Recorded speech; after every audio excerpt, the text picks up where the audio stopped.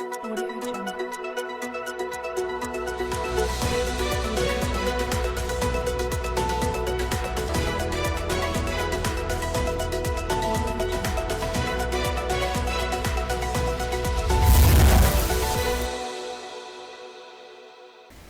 नमस्कार, आप देख रहे हैं अलवर न्यूज। मैं हूं आपके साथ रुचि सोलंकी। नजर डाल लेते हैं आज की कुछ प्रमुख सुर्खियों पर।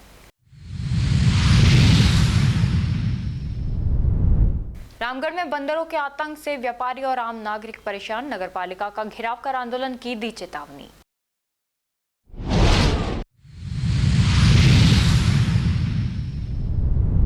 सूने मकान में हुई चोरी, चोर करीब 3 लाख से अधिक की चोरी कर हुए फरार।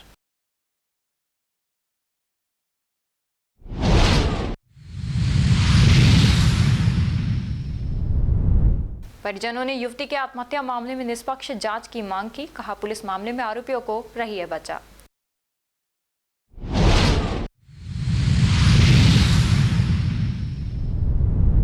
मॉडिफाइड साइलेंसर बाइक पर ट्रैफिक पुलिस ने कसा शिकंजा। 18 बाइक जब्त और 35 किए चालान। और अब खबरें विस्तार से। प्रादेशिक परिवहन कार्यालय एवं यातायात पुलिस ने स्कूल के सामने संयुक्त कार्रवाई की। अलवर दिल्ली रोड पर स्थित एक निजी स्कूल के सामने यातायात पुलिस और आरटीओ के जवानों ने संयुक्त कार्रवाई करते 5 मॉडिफाइड बाइक जब्त की। टीआई संजय शर्मा ने बताया कि इस स्कूल में कुछ दिन पूर्व अवेयरनेस कार्यक्रम किया था। नतीजन आज सभी बच्चे हेलमेट लगाकर अपने वाहन से स्कूल पहुंचे। इसके अलावा 18 वर्ष से कम उम्र के बच्चों को लर्निंग लाइसेंस बनवाने की नसीहत दी गई। बिना हेलमेट लगाए बच्चों को लेने आए परिजनों की स्कूटी जब्त की। शर्मा ने बताया कि यह अभियान जारी रहेगा। जी सर, आज ये स्कूल कब आए और समझाइश भी की और आपने चालान भी काटे हैं क्या? बिल्कुल। सड़क सुरक्षा माह के दौरान श्रीमान पुलिस अधीक्षक महोदय और परिवहन विभाग के अधिकारी हमारे आरटीओ साहब के साथ हमने आज संयुक्त कार्रवाई सेंटर स्लम स्कूल के सामने की है, जहां पर बच्चों को समझाइश भी की गई है भाई जिनकी उम्र 18 साल से कम है तो लर्निंग लाइसेंस वगैरह लाइट लाइसेंस जो भी है वो बनवाए, उसके बिना गाड़ी ना चलाए। और ये बहुत अच्छी वो है। कुछ दिन में 4-5 दिन पूर्व स्कूल में अपने अवेयरनेस प्रोग्राम किया था तो उसकी समझाइश का असर हुआ कि सभी बच्चे हेलमेट लगा के निकले हैं। तो जो कुछ बच्चों ने हेलमेट नहीं लगा रखा था या मॉडिफाइड का साइलेंसर वगैरह वो लगा रखा है, उनको हमने अलग से जब्त किया है। कितनी गाड़ी जब्त की है सर? अभी इस जगह से हमने 5 से 6 गाड़ियां जब्त की है, जिनमें प्रेशर हॉर्न लगा हुआ था और जिसके परिजन भी है, जो बच्चों को लेने आए थे उन्होंने हेलमेट नहीं लगा रखा है, उनके भी कार्रवाई की, उनकी भी स्कूटी हमने जब्त की गई है। रामगढ़ कस्बे में बंदरों के बढ़ते आतंक से स्थानीय व्यापारी और आमजन परेशान हैं। बंदरों के समूह बाजारों और घरों की छतों पर घूमते रहते हैं। अनेकों बार राहगीरों पर हमला कर लोगों को घायल कर चुके हैं। साथ ही घरों में महिलाओं, बुजुर्गों और बच्चों को भी निशाना बना रहे हैं। बुधवार को रामगढ़ कस्बे के सैकड़ों ग्रामीणों ने नगरपालिका कार्यालय का घेराव करते हुए प्रदर्शन किया। साथ ही प्रदर्शनकारियों ने नगरपालिका पर भ्रष्टाचार के आरोप लगाते हुए कहा कि अनेकों बार शिकायतें और ज्ञापन देने के बावजूद नगरपालिका द्वारा कोई ठोस कार्रवाई नहीं की गई। प्रदर्शनकारियों ने बताया कि अब तक सैकड़ों लोगों को बंदर हमला कर घायल कर चुके हैं। हाल के दिनों में भाजपा कार्यकर्ता दिनेश चौहान, शांति शर्मा और प्रभुदयाल मेघवाल पर हुए हमलों में दिनेश चौहान को गंभीर घायल कर कान काट लिया। जयपुर में उसको कान की सर्जरी करानी पड़ी है। एक निजी विद्यालय के स्कूली बच्चे पर भी बंदरों ने हमला किया, जिससे अभिभावकों में हर समय चिंता बनी रहती है। जिला कलेक्टर को बंदरों की समस्या के संबंध में ज्ञापन सौंपा गया था और जिला कलेक्टर ने नगरपालिका अधिशासी अधिकारी को समस्या समाधान करने के निर्देश दिए थे, लेकिन अभी तक भी कोई समाधान नहीं निकला। प्रदर्शनकारियों ने चेतावनी दी कि यदि शीघ्र बंदरों को पकड़ने वाली टीम को बंदर नहीं पकड़वाए तो पूरा कस्बे की बाजार बंद कर बड़ा आंदोलन करना पड़ेगा, जिसकी जिम्मेदारी नगरपालिका प्रशासन की रहेगी। पालिका पर रामगढ़ के ग्राम वासियों ने प्रदर्शन किया। रामगढ़ में बंदरों ने बहुत ही ज़्यादा उत्पात मचा रखा है। कई लोगों की जानें चली गई, कई लोगों के कान काट लिए। पूरा ये जो आज हमने आयोजन किया गया, ये किसी भी पार्टी से लेना देना नहीं है। इसमें पूरे रामगढ़ के लोग आए और हमारी जेईएन साहब से बात हुई। उन्होंने हमें आश्वासन दिया कि सोमवार को ईओ साहब आएंगे और इस पर कोई निर्णय लिया जाएगा। मेरा सुझाव यह है 11 सदस्यों की कमेटी बनाई जाए और जो कमीशनबाजी है और जो भ्रष्टाचार है इसको रोका जाए। ये काम जब ही सफल होगा जब ईमानदारी से काम किया जाएगा। आज जो हमारे अधिकारी हैं ये भ्रष्ट हुए पड़े हैं और ऊपर से इनको संरक्षण मिला हुआ है। हम सभी रामगढ़ ग्रामवासी पार्टी से अलग हटकर हम सब एक साथ हैं और हम ये चाहते हैं कि यदि जो ठेकेदार से हम बात करें और जो इनको पैसा मान दे दिया जा रहा है, पूरा पैसा इनको दिया जाए तो बंदर यहाँ से जा सकते हैं, अन्यथा तो कमीशनबाजी रहा तो ये बंदर को छोड़कर जाएंगे और ये काम पूरा नहीं होगा, ऐसा हमारा मानना है। रामगढ़ में पूरे रामगढ़ के जितने भी नगर पालिका के गांव के हैं, जिसमें दोहली भी शामिल है, बैडौत भी है, रामगढ़ भी है, बंदरों को आतंक को लेकर पहले भी गांव वालों ने कलेक्टर साहब को भी लिखित में दिया, एसडीएम साहब को भी दिया, ईओ को भी दिया, लेकिन इनके जूं तक नहीं रहेंगी।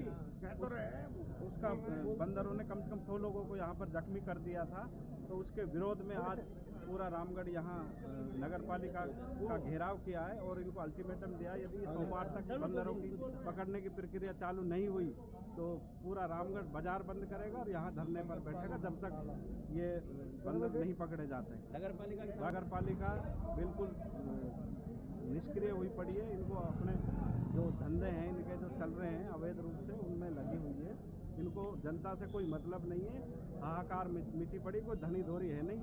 चेयरमैन पोस्ट पे प्रशासनिक अधिकारी बैठे हुए हैं, एक ही अधिकारी को 6 नगर पालिकाओं का चार्ज दे रखा है और सारा मामला है ये बंदरों को पकड़ने के लिए मामला है। पूरा गांव आया था और बंदरों को पकड़ने के लिए जो अनाउंसमेंट किया था वो नगर पालिका में धरने के लिए, तो ईओ साहब से बात हुई है, तो ईओ साहब ने कहा है कि भाई हम एक्सपर्टों को बुला रहे हैं और 2 दिन का टाइम दो हमें, 2 दिन बाद हम इस करेंगे।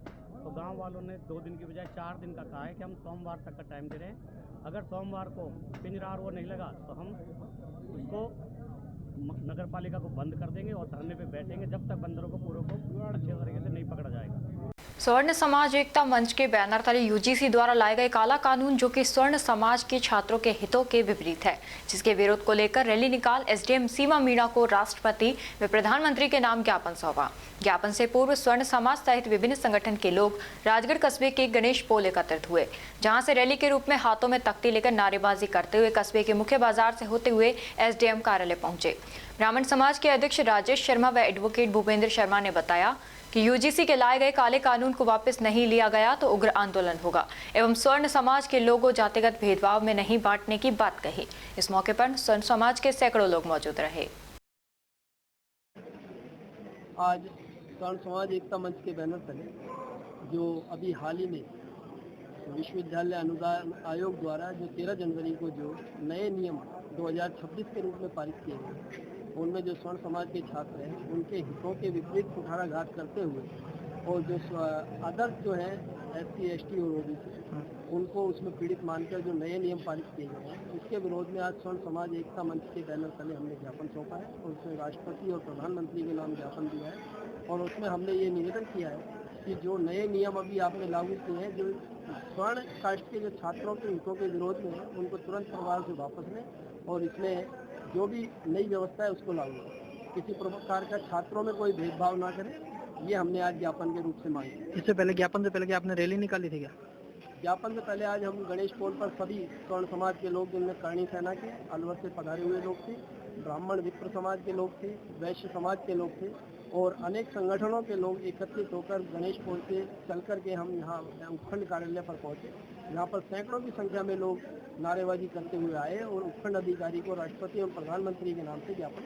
करणी सेना जिलाध्यक्ष गजेंद्र सिंह लड़को बड़े, आज यूजीसी का यहाँ पे प्रोग्राम किया गया राजगढ़ तहसील स्तर पर स्वर्ण समाज के द्वारा। उसमें हम लोग करणी सेना के पदाधिकारी भी उपस्थित रहे और सभी समाज के स्वर्ण समाज उपस्थित रहा। यूजीसी को लेकर जो आज एक मुद्दा अहम चल रहा है पूरे भारतवर्ष में, वहाँ पर ये यूजीसी एक्ट के द्वारा आप लोगों के सभी को अवगत होगा कि इसमें स्वर्ण समाज को इसमें अनदेखी की गई, जिसमें स्वर्ण समाज को इसमें इन्वॉल्व नहीं किया गया और SC ST एक्ट OBC को शामिल करके स्वर्ण समाज को एक कमेटी से भी बाहर किया गया है, जिसमें फोकस किया जा रहा है कि सारी उत्पीड़ना के जो फोकस है वो स्वर्ण समाज के ऊपर है। हालांकि हमने इस तरीके से मोदी जी एक तरफ कहते हैं कि एक लोग संगठित रहो, लेकिन यहाँ एक रहने और संगठित रहने के लिए यहाँ अलग करके और हम सभी समाज को स्वर्ण समाज को प्रताड़ित किया जा रहा है। इससे हमें सभी पूरे भारतवर्ष में एक रोष व्याप्त है और अगर काला कानून को वापस नहीं लिया गया, यूजीसी को वापस नहीं लिया गया तो जल्दी ही करणी सेना के द्वारा पूरे भारतवर्ष में एक आंदोलन किया जाएगा, जिसे भारत सरकार झेलने के लिए तैयार है। इसको लेकर आज आपने क्या किया? राष्ट्रपति और प्रधानमंत्री के नाम एसडीएम महोदय को यहाँ ज्ञापन दिया गया और यहाँ के गणेश भवन मंदिर से लेकर और एसडीएम कोर्ट तक यहाँ ज्ञापन दिया गया और रैली निकाली गई जिसमें सवर्ण समाज के सभी लोग आज हम सवर्ण समाज की ओर से राजगढ़ उपखंड स्तर पर करणी सेना के साथ राजपूत समाज, वैश्य समाज, ब्राह्मण समाज के सभी लोग ग्रामीण से दूर दराज से सभी लोग इकट्ठे हुए और हमने आज प्रधानमंत्री और राष्ट्रपति जी के नाम ज्ञापन सौंपा है। हमारे बच्चे, स्वर्ण जाति के बच्चे, स्वर्ण कास्ट के बच्चे पैदा होते ही अपराधी घोषित करने की ये सोची समझी साजिश है सरकार की, ये नहीं चलेगी। एक तरफ कहते हैं बटोगे तो कटोगे, यहाँ जानबूझकर सरकार बांटने का काम कर रही है। कॉलेजों में जब बच्चे पढ़ते हैं, सारे बच्चों को यही पता नहीं हमारी जाति क्या है, सब एक दूसरे के दोस्त होते हैं, प्यार प्रेम से रहते हैं, मिलकर रहते हैं। यहाँ एडमिशन होते ही अपराधी घोषित कर दिया जाएगा। स्वर्ण समाज के बच्चों को प्रतिभाओं का अपमान होगा और धीरे धीरे प्रतिभाएं अपने यहाँ से निकल लेंगी या पढ़ेंगी नहीं आगे या कहीं विदेश चली जाएंगी। सरकार को संरक्षित करना चाहिए, जाति आधारित राजनीति बंद करनी चाहिए। एक तरफ सिविल कोड लाने की बात थी, समान नागरिक संहिता की बात थी, दूसरी तरफ जातियों में बात करके टुकड़े टुकड़े करने पा रहे हैं, समझ से परे हैं। सरकार को होश मानना चाहिए, दिमाग लगाना चाहिए कि किस तरह से संरक्षित रखना चाहिए समाज को और हम इसका घोर विरोध कर रहे हैं। यूजीसी का इस बिल को तुरंत वापस करना चाहिए, सरकार को इस पर मंथन करना चाहिए, अपनी स्थिति स्पष्ट करनी चाहिए। क्या प्रोग्राम रहा आज का? बहुत बड़ी संख्या में महिलाओं ने, पुरुषों ने, करणी सेना ने, राजपूत समाज ने और वैश्य समाज ने, ब्राह्मण समाज ने, सभी संगठनों ने मिलकर बड़ी जोर शोर से जुलूस निकाल के, गणेश भवन से जुलूस निकाल के बाजार में होकर के सभी बाजार में लोगों ने अपने प्रतिष्ठान बंद पे रखे और जोर शोर से नारेबाजी करते हुए अपनी भावनाओं को उजागर करते हुए उपखंड अधिकारी को ज्ञापन सौंपा है। और अगर बातों को माना नहीं, यूजीसी बिल जल्दी ही समाप्त नहीं हुआ तो बहुत उच्च स्तर पर सरकार कल्पना भी नहीं कर सकती कितना बड़ा आंदोलन होगा, उग्र रूप लेगा। ये पूरे भारतवर्ष की ईंट से ईंट बजा देंगे और ये अन्याय सहन नहीं करेंगे।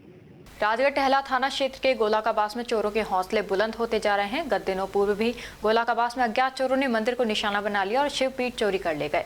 वहीं बुधवार को ज्वेलर्स की दुकान को निशाना बना लिया। दुकान मालिक ओम प्रकाश सोनी ने बताया कि मंगलवार की शाम को दुकान बंद करके गए हुए थे। जब बुधवार की सुबह आए तो सामान इधर उधर बिखरा हुआ था। उन्होंने बताया करीब 4-5 लाख रुपए की लागत का सामान चोरी हो गया। वहीं उन्होंने पुलिस द्वारा गश्त नहीं करने का आरोप लगाया। पुलिस ने मामला दर्ज कर जाँच में जुट गई है। कल मैं शाम को अच्छी तरह लॉक लगा के गया था। सुबह मैं दुकान पे आया, जब मेरे को लॉक टूटा हुआ मिला, सामान इधर उधर बिखरा हुआ पड़ा था। गले में करीबन 250-300 ग्राम चांदी, 5-7 ग्राम सोना था, कच्चा सोना था, लौंग कांटा बाली का सोना था। मैं सुबह आके देखा तो मेरे को सब सामान बिखरा हुआ पड़ा मिला। करीबन 4-5 लाख रुपए का अनुमानित लागत से मेरा नुकसान हुआ है। 2 दिन पहले ही पास के शिव मंदिर में शिवलिंग की चोरी हुई। प्रशासन की कोई कार्रवाई नहीं है, पुलिस गश्त नहीं करती है। राजस्थान जन कल्याण समिति द्वारा संचालित राजस्थान ग्रुप ऑफ एजुकेशन बहाला अलवर में 77वां गणतंत्र दिवस समारोह पूर्ण हर्षोल्लास से मनाया गया। कार्यक्रम में मुख्य अतिथि महाविद्यालय के चेयरमैन योगेश मिश्रा व कार्यक्रम के विशिष्ट अतिथि महाविद्यालय के अध्यक्ष श्रीमती कमलेश शर्मा एवं निदेशक मनोज शर्मा एवं मनीष शर्मा उपस्थित रहे। मुख्य अतिथि ने गणतंत्र दिवस के महत्व के बारे में सभी को अवगत करवाया। कार्यक्रम अध्यक्ष ने गणतंत्र दिवस के अवसर पर बताया कि आज ही के दिन डॉक्टर भीमराव अंबेडकर के द्वारा बनाया गया देश का संविधान लागू हुआ था। आज अंतिम पायदान पर रहने वाले व्यक्ति को भी अपनी बात कहने का हक मिल रहा है और देश के प्रति अपने कर्तव्यों का पालन करने की प्रेरणा दी। इस अवसर पर राजस्थान पब्लिक स्कूल के छात्र छात्राओं के द्वारा मनमोहक देशभक्ति गीत व नाटक से सभी को भावविभोर कर दिया।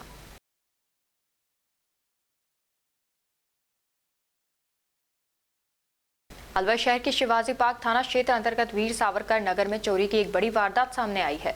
यह घटना पूर्व मंत्री हेम सिंह भडाना के निवास के समीप स्थित एक सूने मकान में हुई, जिससे इलाके में दहशत का माहौल बन गया है। चोरों ने सुनियोजित तरीके से मकान को निशाना बनाते हुए लाखों रुपए की चोरी को अंजाम दिया। प्रारंभिक अनुमान के अनुसार चोर करीब 3 से 3.5 लाख रुपए का माल चुरा ले गए। घटना के बाद पीड़ित ने तुरंत शिवाजी पार्क थाने में मामला दर्ज कराया। चोरी की ये पूरी वारदात घर में लगे सीसीटीवी कैमरों में कैद हो गई है, जिससे चोरों की गतिविधियां स्पष्ट रूप से दिखाई दे रही हैं।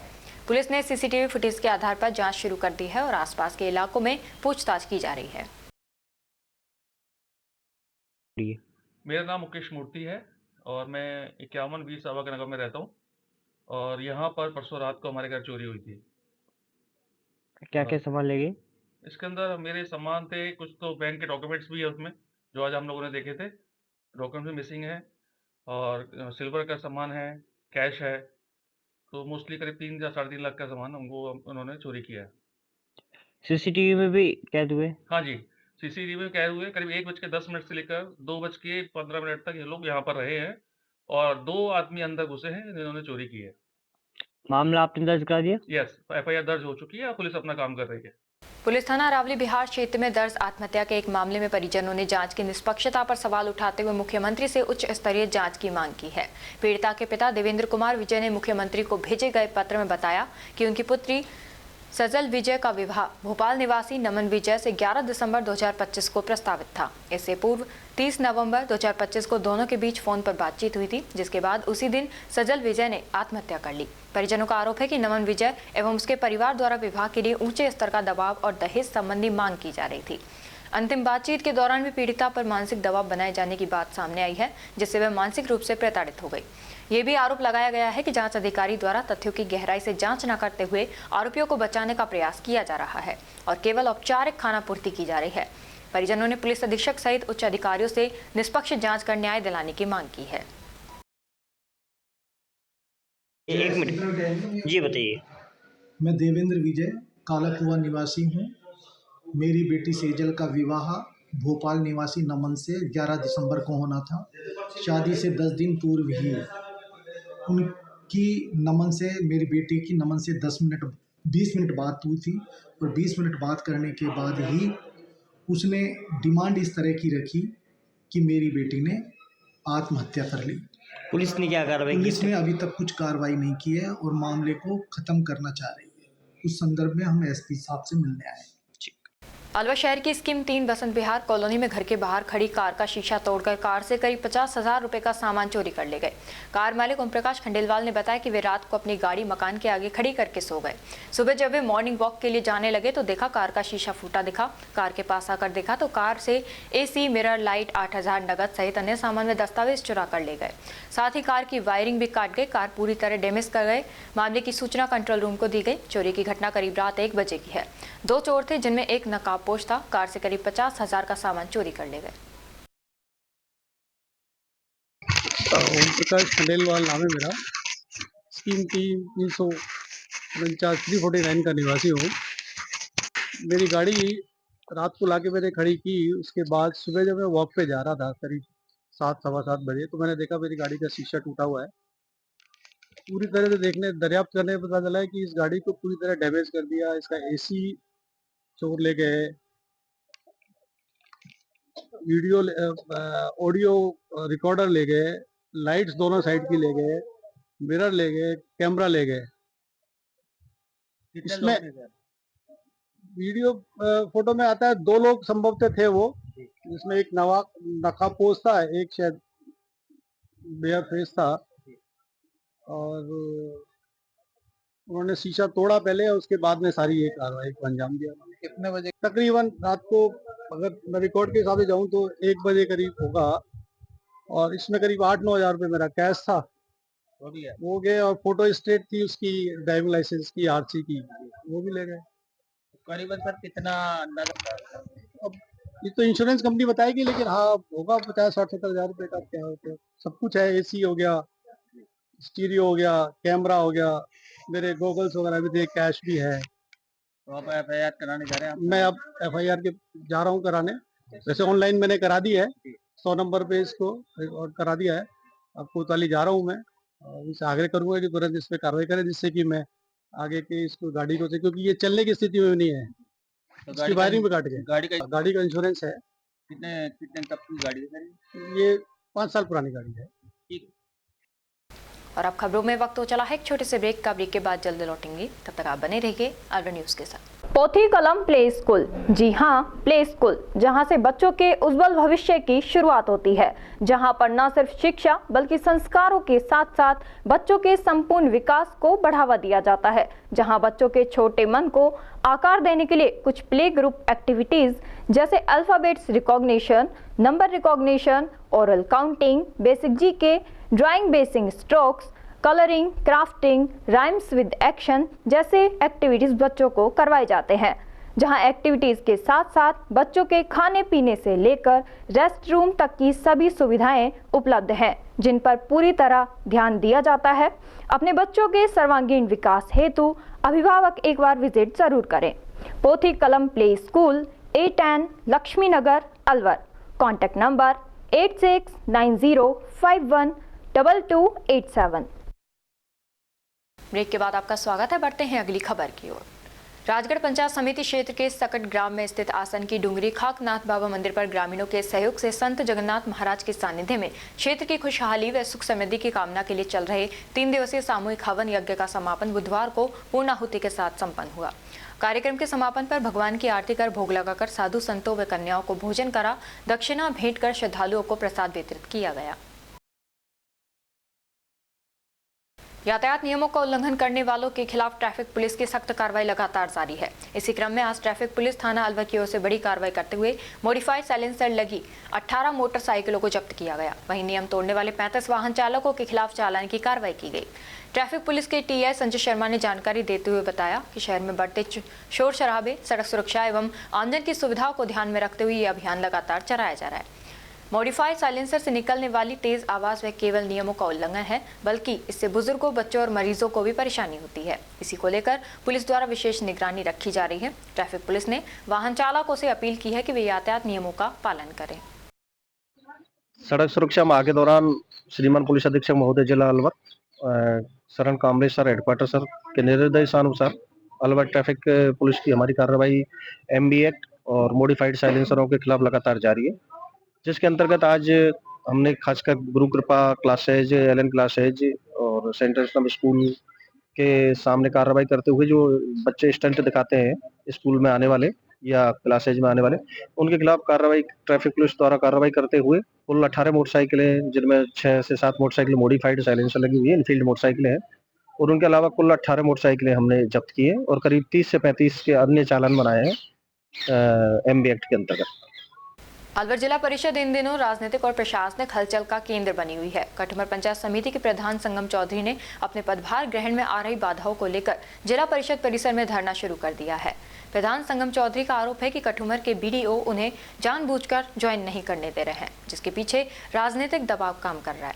प्रधान ने बताया कि कठुमर क्षेत्र के विधायक रमेश खींची हाल ही में कांग्रेस छोड़कर भाजपा में शामिल हुए हैं। इसी को लेकर विधायक और प्रधान के बीच लंबे समय से आपसी राजनीतिक मतभेद चल रहे हैं। इस पूरे घटनाक्रम से न केवल भाजपा के अंदरूनी मतभेद उजागर हो रहे हैं, बल्कि प्रशासन की भूमिका पर भी सवाल खड़े हो रहे हैं।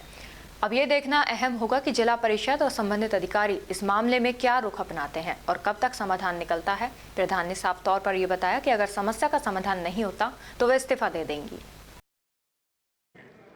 पंचायत समिति कठुमर से प्रधान हूँ। मेरा नाम संगम चौधरी है।